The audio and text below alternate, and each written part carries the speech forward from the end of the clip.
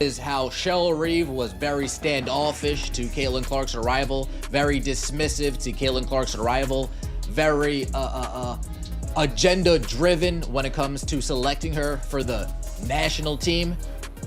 And I have to think Dawn Staley is in that book as well, and she knows a bomb is about to drop when it comes to what she had to say, when it comes to her part in the Team USA national team. We know what she said publicly. We recently learned something that completely changes the women's basketball scene. If you believed the debate around the Olympic snub and the Caitlin Clark saga was over, you were incorrect to define the summer. Completely incorrect. Because what we are hearing today from USA Basketball's back channels isn't only a rumor. It's a total paradigm change. The establishment's barriers have finally been penetrated by the Caitlin Clark effect. We are discussing a complete reorganization, an executive panic, and a realization that they cannot afford to make the same error twice, both literally and symbolically. This is the headline. Alters everything. It's not clickbait, either. It is true since the performance. We will discuss the ramifications today. Caitlin Clark recently forced a hand that no one wanted to play against the very architects of her isolation. We will discuss the new roadmap that is being created, the leaked concerns from large sponsors, and the covert meetings up for the 2028 Los Angeles Olympics. Roadmap that gives Caitlin Clark the keys to the entire kingdom in addition to including her. One player's refusal to accept no is causing the hierarchy to collapse and the old guard to tremble. We must examine the time frame in order to comprehend why this is such a shock. The USA basketball narrative was inflexible for months. You had to wait your turn. Experience is more important to us than hype. Even when the ratings surged, they remained steadfast. They believed they could weather the storm, even after the product sold out and the supporters rebelled. They believed that Clark's frenzy would end when the WNBA season came to an end. However, the vengeance game then took place. We discussed it in our previous video, but we also need to discuss the game's repercussions.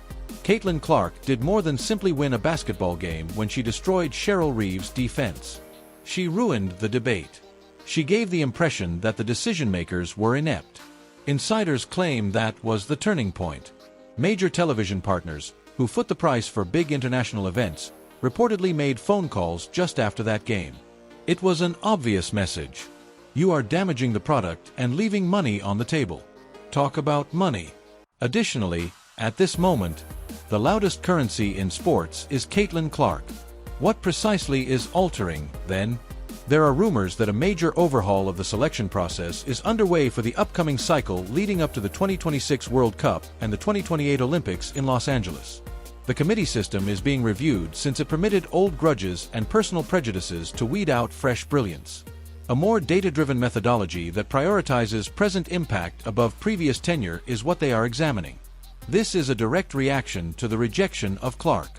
They are coming to the realization that without the largest star in the world, it is impossible to develop a marketing plan for an Olympics held in Los Angeles. The worry is genuine inside the company is that Clark may simply refuse them if they keep alienating her. Consider that situation. Imagine that after being insulted in 2024, Caitlin Clark decides she would want to host her own camp or rest for the 2028 Olympics in Los Angeles. It would be a biblical PR nightmare. Thus, the balance of power has changed. USA Basketball is beginning to behave as though they need Caitlin Clark far more than Caitlin Clark needs USA Basketball. The player power angle is another. The dressing room is undergoing a change. The seasoned players had all the cards for a very long period. The culture was set by them. However, the younger players, such as Cameron Brinks, Angel Reese, and Caitlin, are observing. They are seeing the treatment of the league's face. Additionally, there is a rising belief that the old boys club, or, in this case, the old females club, needs to be dissolved. This recent revelation implies that Caitlin Clark won't be the only member of the upcoming Olympic team. The team will be led by Caitlin Clark. We are discussing designing the system to accommodate her passes, her pace, and her spacing. The fit inner, get-out philosophy that Cheryl Reeve advocated is drastically different from this. It acknowledges that the issue was with the system rather than the individual. It's an acknowledgement that, in contrast to the change Caitlin is spearheading, the conventional style of play is out of date.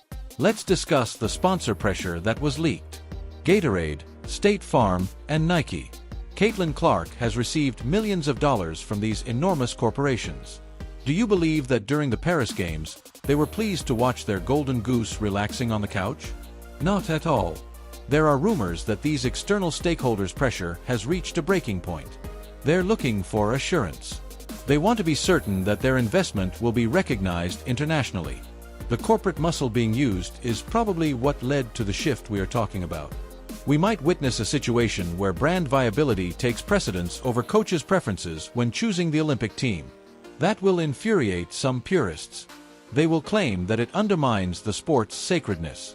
However, let's face it, professional sports are a business, and at the moment, Team Clark's company is thriving while the establishment is languishing. The shift is just the market making its own corrections. What about Cheryl Reeve? She is in a very dangerous situation as a result of this revelation. Where does the coach stand if the company is moving in the direction of a Clark-centric future? She famously stated that she doesn't. She is left on the outside looking in since she doesn't care about the buzz. We may be seeing a coaching philosophy gradually and painfully fade away. It's written all over the wall. USA Basketball may need to let go of the emblem of the past if they wish to embrace the future. This goes beyond a roster place. It has to do with a change of government. It's about letting the world know that Team USA and the WNBA are moving into the current era, a time characterized by star power, speed, and range. Caitlin Clark didn't join a team under coercion. She made a whole organization acknowledge their own ugliness when they looked in the mirror. Let's consider 2028. Los Angeles. The world is observing. We could have the most dominant, most watched, and most thrilling Olympic basketball squad in history if this shift materializes. Imagine a crew assembled especially to sprint with Caitlin. Athletic bigs who can catch lobs, shooters in the corners. 12 to 120 points a game are scored by a fast break offense. The executives are excited about this concept, while the rest of the world is terrified. The first step toward that reality is this news and this philosophical change.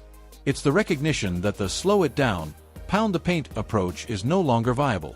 They now need to construct a new machine on top of the one that Caitlin murdered. It's grave. However, this shift has a darker side.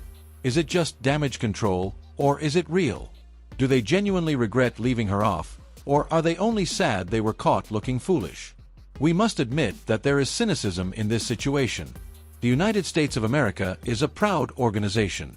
They dislike owning up to their errors. In order to prevent them from claiming that we were mistaken, they're going to twist it. They will claim that we are changing. They'll claim that the game is evolving. However, we are aware of the reality. We are aware that this evolution has a name. It is wearing an Indiana Fever jersey and bears a number. It's a surrender. In the face of incredibly gifted. What then ought Caitlin to do? Is it appropriate for her to take this olive branch? Should she take on the role of the program's rescuer after it rejected her? That is the crucial question. I would force them to beg if I were in her camp. I would force them to make the pledge public. I would make sure the team is designed to succeed rather than merely to appease the veterans' egos. This is her time to use leverage. She is more powerful than she has ever been. She has the advantage in terms of morality, statistics, and finances. She won the war without even fighting, as reported by this news. Paris. To sum up, this study and the speculations of a restructure and transformation are the confirmation we have been waiting for. It is evidence that talent eventually rejects politics. It demonstrates that the fans have a voice. The WNBA has been transformed by Caitlin Clark. The NCAA has been altered by her. At last, she has altered the Olympics. Instead of being seen as a catastrophe, the SNEM of 2024 will be remembered as the impetus for the essential revolution of 20. The Olympics will never be the same because the Queen remained Queen. I would like to know what you anticipate. Do you believe that USA will basketball prevail? Do you think Cheryl is credible? Does Reeve remain employed for the upcoming cycle? Do you also believe that Caitlin ought to demand an apology in public before joining Team USA? For this one, the comment section is going to blow up. Tell me what you think, then. We will be following their every action as this is a developing story. Click the subscribe button, turn on the bell, and like this video if you want to remain up to date on news and learn the truth before the mainstream media sanitizes it. In real time, we are seeing the transfer of the throne. I appreciate you watching, and I'll see you in the upcoming breakdown.